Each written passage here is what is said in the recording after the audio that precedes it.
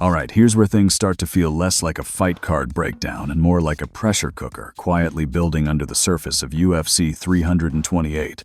And if you're only looking at the headlines, you're missing the real tension forming behind the scenes. Because what's developing right now around Sean Strickland is not just fight week nerves or typical media noise. It's a growing cluster of concern, whispers, and behavioral signals that insiders are not brushing off as normal pre-fight chaos. There's a difference between Strickland being Strickland and Strickland showing cracks in timing that only sharp observers tend to notice before a big night. And then you've got Makhachev Garry stepping directly into the fire, not indirectly, not cautiously, but directly warning Islam Makhachev, which immediately escalates the entire narrative beyond standard division politics. That's not random call-out energy. That's calculated positioning inside a sport where every sentence can shift matchmaking leverage. So when you connect these two threads, Strickland's rising uncertainty chatter on one side, and Garry's increasingly bold verbal positioning on the other, UFC 328 stops looking like just another numbered event and starts looking like a multi-layered pressure test across divisions. And I want you to hear this clearly. This isn't being framed as confirmed panic or confirmed conflict. This is what insiders call pre-fight temperature shifts, the kind that don't show up in official press conferences, but absolutely show up in sparring reports, camp behavior, and the way fighters start speaking differently when cameras roll. Because when someone like Strickland starts drawing concern language from within MMA circles,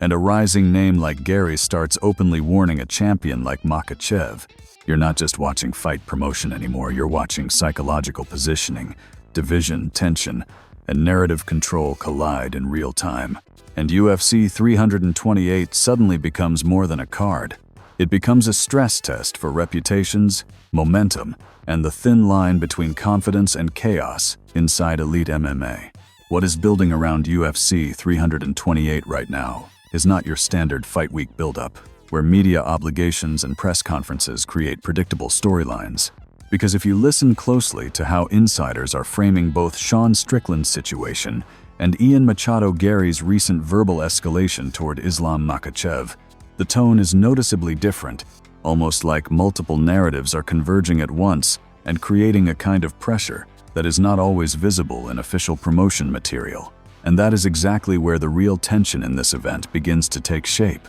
On one side of the conversation, Sean Strickland is once again at the center of concern-based discussion, but this time, the language being used is not just about his usual outspoken personality or his unpredictable media presence. It is shifting into more cautious phrasing from people close to the sport who are starting to question whether everything in his preparation phase is as stable as it should be heading into a high-stakes appearance. And that matters because Strickland has always built his fighting identity on mental edge, pressure resistance, and a very specific psychological posture that can unsettle opponents before the cage door even closes. So when there is even a hint of inconsistency in that area, it immediately becomes a talking point among analysts who understand how much of his effectiveness depends on that internal state, rather than just physical execution. At the same time, Makhachev Garry is injecting a completely different kind of energy into the UFC 328 narrative, because instead of simply promoting his own trajectory in a controlled and measured way,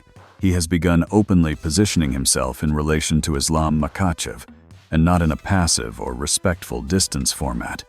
but in a way that reads as direct warning language, which is significant because Makhachev is not a fighter who is typically drawn into verbal exchanges at this stage of his career, unless the stakes are clearly escalating toward competitive relevance. And Garry's decision to step into that space signals something more calculated than casual commentary. It suggests a deliberate attempt to insert himself into championship-level conversation, while the division landscape is still shifting. Now, when you place those two developments side by side, Strickland's growing concern narrative and Garry's increasing verbal pressure toward a reigning elite presence like Makhachev, UFC 328 starts to feel less like a single event and more like a multi-layered pressure environment where different fighters are operating under different types of scrutiny. And that is where insiders tend to pay closer attention, because these are the moments where fight outcomes are not only shaped by physical preparation, but also by emotional stability, media pressure, absorption,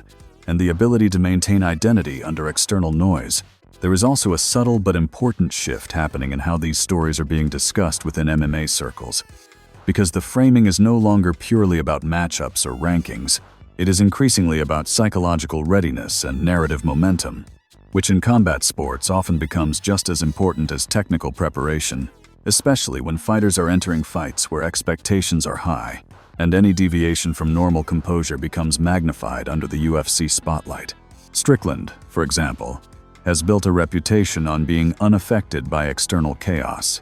often presenting himself as someone who thrives in uncomfortable or confrontational environments. But when insiders begin using language like "concerns growing," rather than simple stylistic analysis, it introduces a different layer of interpretation that fans do not always see immediately, and that layer is usually connected to camp observations, training consistency, and subtle behavioral indicators that only become meaningful when viewed over time rather than in isolated interviews. Meanwhile, Garry's approach adds another dimension, because he is not just talking about his own position in the division. He is actively referencing a dominant champion-level figure in Makhachev's orbit, which immediately elevates his profile in terms of attention but also increases scrutiny on whether the timing of such statements aligns with actual readiness or strategic positioning. And that balance between confidence and overextension is something the MMA world has seen play out many times before, when rising contenders try to accelerate their trajectory through verbal escalation rather than purely performance-based progression. So as UFC 328 approaches, what is becoming increasingly clear is that the event is carrying multiple undercurrents that extend beyond the official fight lineup, because you have one fighter whose internal stability is being quietly questioned by observers who have seen enough fight camps to recognize early warning signs, and another fighter actively attempting to insert himself into championship-level discourse in a way that could either accelerate his rise or expose gaps, depending on how the timing aligns with performance outcomes. And when those two narratives exist in the same event window, even if they are not directly connected inside the cage, they still influence how the entire card is perceived, because fans, analysts, and insiders all begin reading between the lines, looking for signs of momentum shifts, confidence fluctuations, and strategic intent that might not be immediately obvious on the surface but often define how fight week energy translates into actual performance inside the octagon. As UFC 328 continues to develop in the background, the conversation around Sean Strickland is becoming increasingly layered, not in the sense of official updates or confirmed issues, but in the way experienced voices around the sport are beginning to describe his lead-up, because there is a noticeable difference between typical Strickland pre-fight unpredictability and what is currently being framed as growing concern. And that phrasing matters in MMA circles where language is often carefully chosen to avoid overstatement, meaning when insiders shift from neutral observation to cautious interpretation,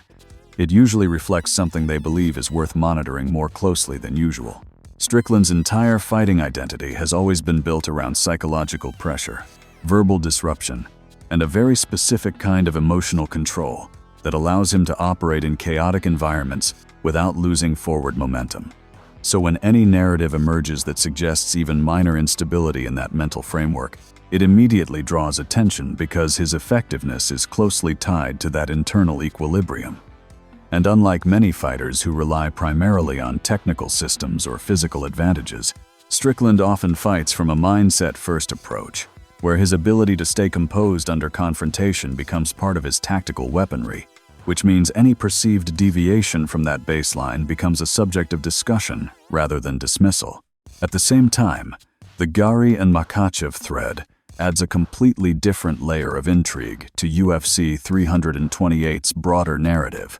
because Ian Machado Garry is not just making generalized statements about ambition or future goals. He is directly positioning himself in relation to Islam Makhachev, a fighter whose current standing in the sport places him at the center of elite lightweight dominance conversations, and that immediately elevates Garry's comments beyond standard promotional confidence into something that carries strategic implications, especially when those comments include warning-style phrasing that suggests readiness to engage at a championship-adjacent level sooner rather than later. This is where the dynamics become particularly interesting, because in MMA, Timing is often just as important as skill when it comes to how fighters are perceived, and Garry's decision to publicly engage in that kind of language can be interpreted in multiple ways, depending on how his performances align with his words. Since if his in-cage execution supports the narrative he is building, it accelerates his trajectory significantly.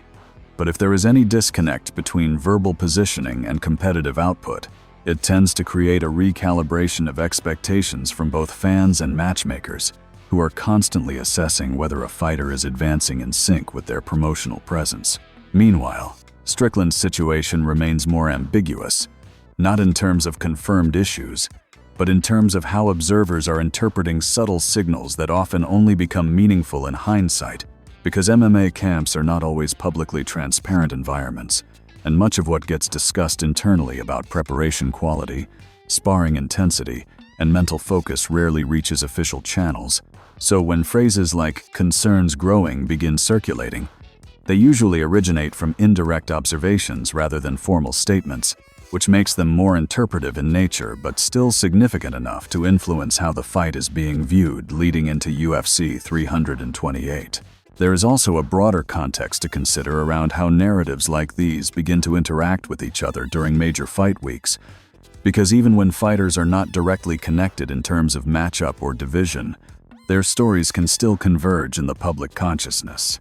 especially when one fighter is dealing with questions about stability and another is actively escalating verbal positioning toward a dominant champion. And that combination creates a layered viewing experience where fans are not just anticipating fights, but also tracking psychological arcs that may or may not reveal themselves once the octagon door closes. In Strickland's case, the expectation has always been that he thrives in uncomfortable environments, often performing best when external pressure or controversy is present. But that very characteristic is also what makes any deviation from his typical composure more noticeable. Because when a fighter is known for consistency in chaos, even small variations in behavior or tone can become magnified in the lead-up to competition, especially when the stakes are high and the opponent is capable of capitalizing on any perceived vulnerability. On the Garry side, the strategic aspect of calling out or warning a fighter like Makhachev is not just about attention. It is about positioning within the hierarchy of the sport, because lightweight dominance narratives are tightly controlled by performance and rankings, and any attempt to insert oneself into that conversation through media presence alone requires backing it up quickly with results. Otherwise, the momentum tends to stall, and UFC history has shown repeatedly that verbal escalation without corresponding wins can shift a fighter from rising contender narrative to overexposure risk very quickly. So as UFC 328 approaches, what is forming is not just a collection of fights, but a set of intersecting psychological and promotional arcs that are being closely watched by insiders who understand how quickly narratives can shift once the actual competition begins, because everything from Strickland's internal stability questions to Garry's bold positioning toward Makhachev contributes to a broader sense that this event carries more undercurrent tension than typical fight cards, and in a sport where momentum, perception, and execution are tightly linked, that kind of layered buildup often becomes just as important as the results themselves once the night finally arrives. As UFC 328 draws closer in the background of all this rising conversation, what begins to stand out most clearly is not just the individual storylines around Sean Strickland and Ian Machado Garry, but the way those storylines are starting to influence the overall perception of the event itself. Because when multiple high-visibility narratives begin to develop at the same time,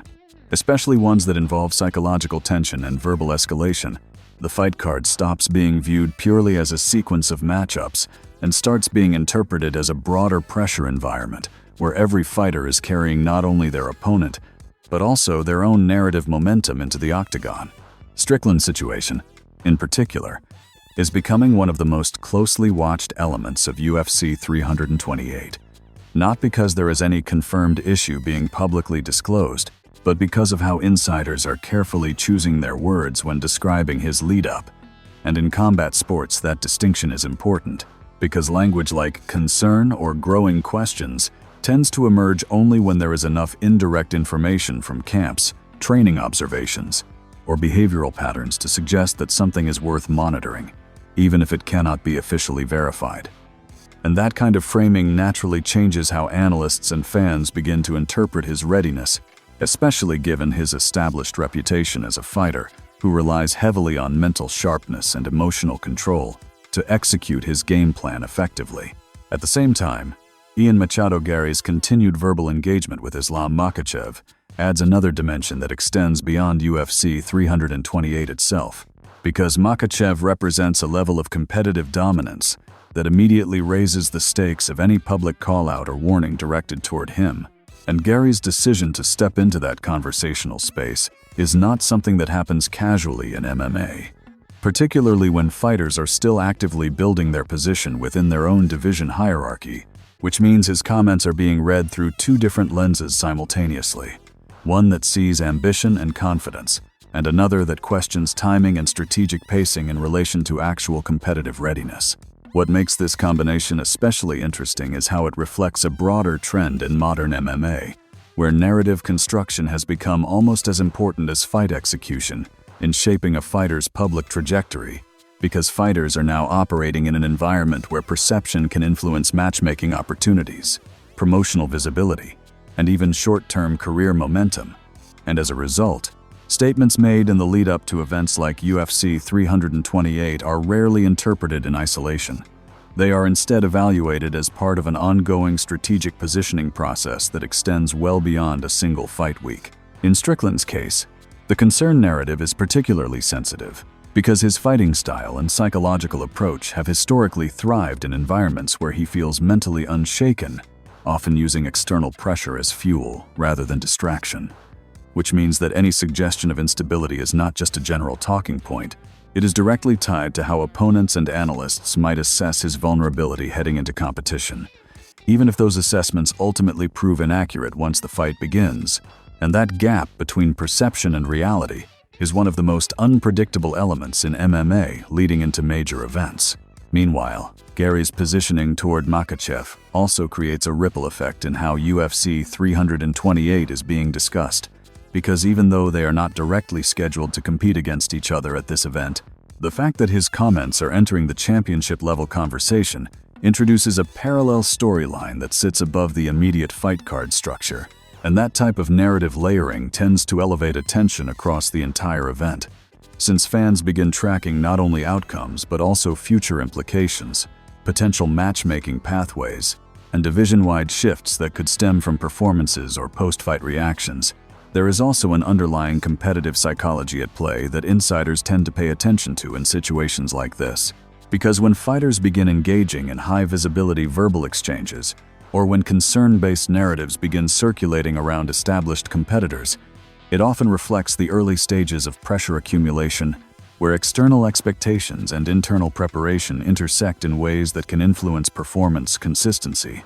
And while not every instance of this results in a noticeable impact inside the cage, it is still something that experienced observers monitor closely, because it can sometimes manifest in subtle ways, such as pacing decisions, risk tolerance, or reaction timing during exchanges. As UFC 328 approaches, what is becoming increasingly evident is that the event is carrying multiple narrative threads that are not necessarily dependent on each other, but are still shaping the overall atmosphere surrounding Fight Week. And that includes Strickland's evolving perception-based concerns, and Garry's upward-leaning verbal positioning toward one of the most dominant figures in the lightweight landscape. And when these types of storylines coexist, they often amplify interest in the event beyond the standard competitive stakes, because fans and analysts alike begin to view the card through a more interconnected lens, where individual performances can influence broader career trajectories. Ultimately, what ties all of this together is the unpredictable nature of how narrative energy translates into actual fight outcomes,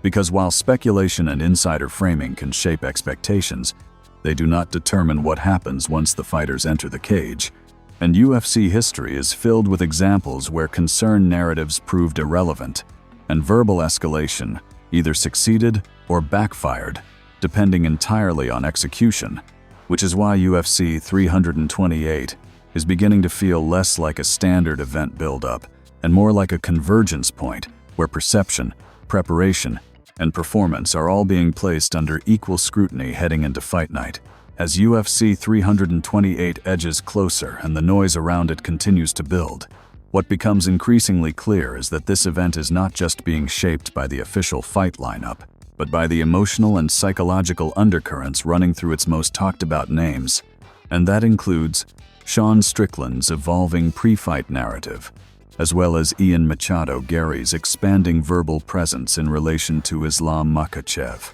Because in modern MMA, especially at the UFC's highest level, the atmosphere surrounding a card can often become just as influential in shaping expectations as the matchups themselves, particularly when multiple fighters are entering the spotlight under very different kinds of scrutiny. Strickland's case remains the most delicate element in this broader conversation,